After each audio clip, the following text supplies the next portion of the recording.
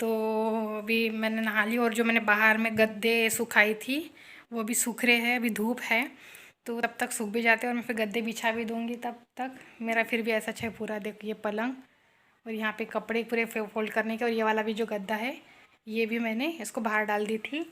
और मैंने अपना मतलब अच्छे से मैं क्या बोलते पोछा वगैरह मैंने लगा ली हूँ, सब अच्छे से मतलब क्लीन, सब क्लीन कर ली हूँ। पूरे मेरे ऊपर के जो जाले हैं वो पूरा पूरा क्लीन है, ऊपर के ये सभी पूरा क्लीन हो गया मेरा अच्छे तरीके से मेरा घर।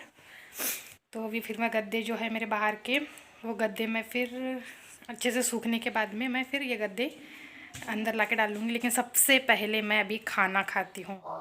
सो फाइनली हो गया मेरे रूम का मेकओवर, बस मेरे काम हो गए लगभग ख़त्म। अब मुझे ये जो लोड है, ये जो तकिए है उसमें कवर करना बाकी है। अब मैं करती हूँ अब डिनर की तैयारी। ओके, अब मैं पूरी तरीके से थक चुकी हूँ। चलिए guys, okay bye, take care.